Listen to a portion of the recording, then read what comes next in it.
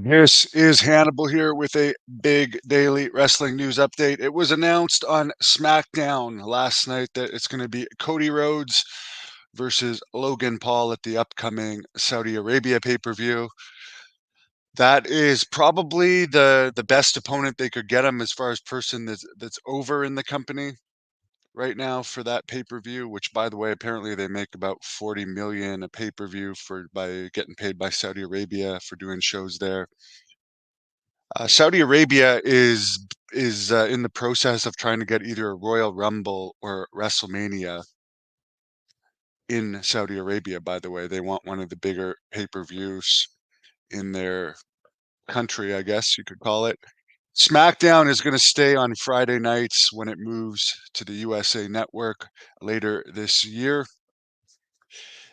When that happens, once SmackDown gets off Fox and goes to Netflix and all these companies, it would open up an opportunity of AEW to potentially get TV deals in some of these countries where WWE was once they jump over to Netflix.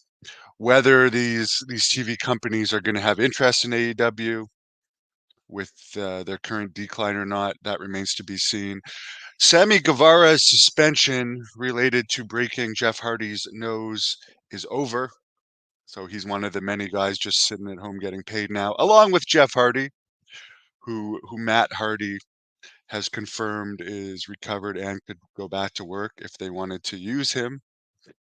Apparently, Triple H actually took a shot at Tony Khan at the recent press conference in France, where he basically made a comment after he was asked about Nick Gulak's release, where Triple H basically said, "You can't just keep hiring people and never fire anyone," which is basically what Tony Khan does.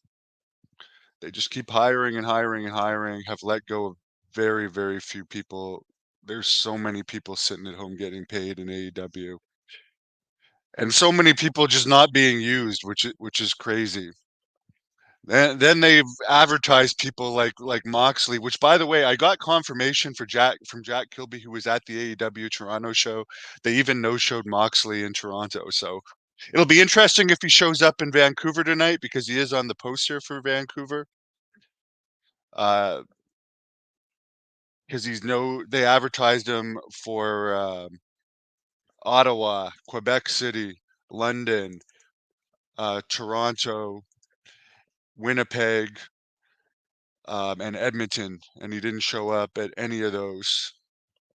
So it'll be very interesting if he shows up in Vancouver tonight. They have over 5,000 tickets sold, which is one of the best pre-sales AEW has had in a long time. Vancouver's hot. But they've been advertising a ton of people that don't end up on the show. You could see Moxley is one of the main people on the poster for Vancouver tonight. So it'll be interesting to see if they actually use him or not. They love to false advertise people in AEW. And apparently they can, well, they're not getting away with it with the decline in crowds and stuff. But Vancouver is an outlier because I believe it's the debut of AEW in Vancouver, and it's a massive city. Dave Batista is going to be in the new movie Jendal, uh, Jim Henson's production. Apparently, according to Dave Meltzer, lady wrestlers from both companies are very happy that Mercedes Moné, aka Sasha Banks, is making 4.5 million a year because it's going to bring all the ladies' pay up.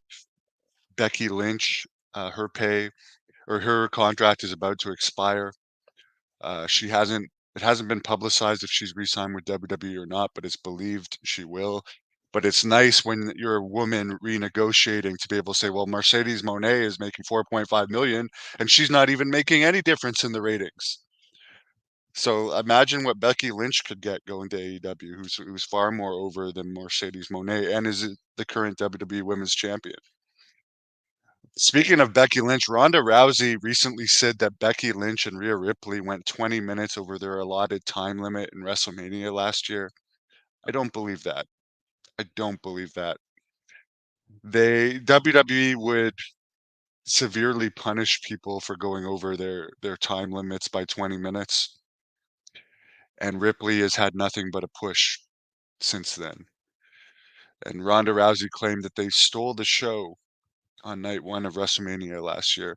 I did watch WrestleMania night 1 last year, and it made me not wanna watch WrestleMania night 2. Um, they did have one of the better matches from night 1 last year. I will give them that. In other news, Dana White got a FedEx delivery employee fired. He filmed him throwing packages into the back of the truck, posted it on social media. TMZ picked it up, and the driver was fired. By the way, I did a book entry on my experience wrestling in Texas yesterday, draft book entry, where I talk about how I got this scar, Sabu hard weighing me in both the front and the back of the head, which is what all the blood is from on the front and back of this mask. But I suggest people check it out. Part 22, Texas wrestling. Hope everyone enjoys the Vancouver AEW Dynamite, and I hope John Moxley actually shows up. Why it pisses me off, for one thing, they're paying him anyways, yet they're not using him despite advertising him, and he's making shows in like Japan and CMLL, but AEW is like they don't care. They'd rather him make appearances that he's advertised for other companies and no show their own. And I'm not saying he's no showing.